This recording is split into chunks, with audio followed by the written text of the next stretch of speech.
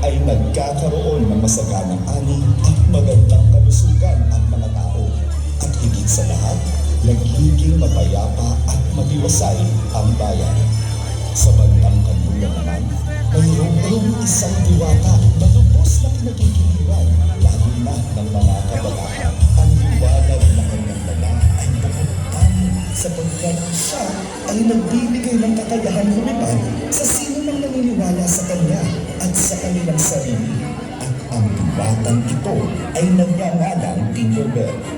Subalit, habang lumilipas ang panahon, unti-unti nawawalan ng liwanag ang ating diwata dahil paunti ng paunti ang naniniwala sa kanya. Ikaw, naniniwala ka ba sa mga diwata? Samahan natin si Tinkerbell sa kanyang paglalakbay tungo sa paghahanap ng saya at liwanag sa buhay.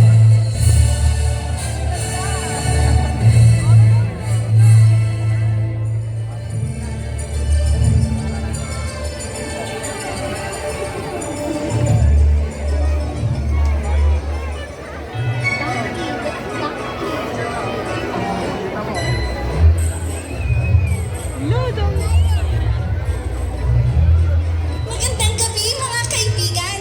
Ako nga pala si Tinkerbell. Samahan ninyo akong bisitahin ang ating mga kaibigan sa kani-kanilang tahanan. At tulungan ninyo akong maibalik ang aking sigla, pati na rin ang lahat ng mga diwatang katulad ko. Alam niyo ba, na tulad ko ay pwede rin kayong makalipad? All you need is faith, trust, and a little bit of pixie dust. Kaya tara nang lumipad mga kaibigan! Think of a wonderful thought, any merry little thought. Think of Christmas, think of snow, think of sleigh bells, off we go like reindeer in the sky. You can fly, you can fly, you can fly.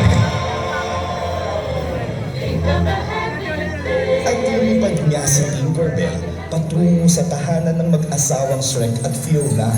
Sila ang namumuno sa lugar na far, far away.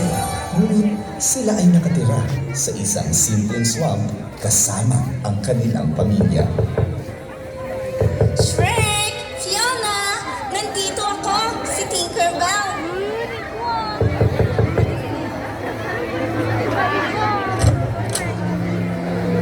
Fiona, nandito si Tinkerbell. Magandang gabi, kaibigan Shrek at Fiona. Magandang gabi, Tinkerbell.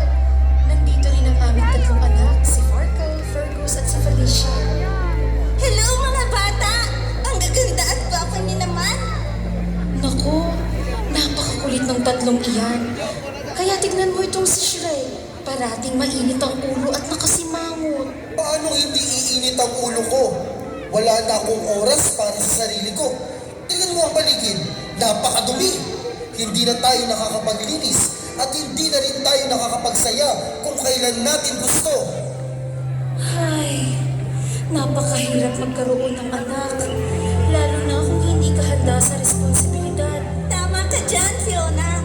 Kaya dapat ay ihanda mo muna ang iyong sarili bago ka gumawa ng ganitong desisyon sa buhay. Oo naman, Tinkerbell. Nakakalungkot lang dahil ganito kamit nahihirapan. Buti na lang, napaka-cute ng mga anak namin. Hi, Fergus, Farkle at Felicia! Naniniwala ba kayo sa diwata? Alam niyo ba, doon sa aking tirahan sa Neverland, mayroon akong mga kaibigang hindi tumatanda. Nandoon ang matalik kong kaibigang si Peter Pan at ang iba pang mga kasama namin doon na tinutulungan namin lumipad. Lagi namin sinasabi sa kanila, just think of happy thoughts. At maya-maya, kasama na namin sila sa kalangitan.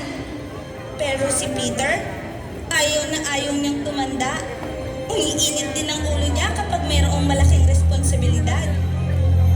Alam mo, kaibigan Shrek, ang mga magulang ang unang nagtuturo sa kanilang anak ng mga magandang asal at mahalagang kaalaman. Hindi ba't sa bahay ang unang paaralan? Kaya mahalagang turuan natin sila maging mabuti, mangarap at lumipad.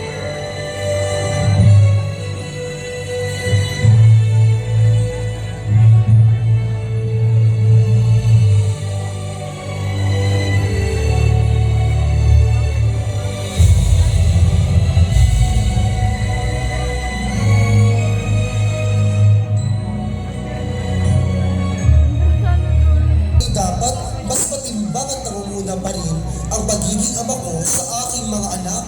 Si Fergus, Farcal at Felicia na maniwala sa kanilang sarili at bubuksan namin ang kanilang isip ukol sa mga diwata at iba pang mga nilalang sa fairy tales. Nagpatuloy si Tinkerbell sa kanyang misyon na maghanap ng mga nilalang na naniniwala sa diwata.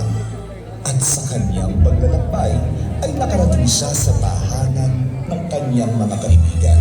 Sa pagkakataon ito, si Woody, Jessie at Buzz Lightyear naman ang kanyang nadaanan. To infinity and beyond. Buzz! Magandang gabi sa'yo, kaibigan! Magandang gabi, Tinkerbell. Mabuti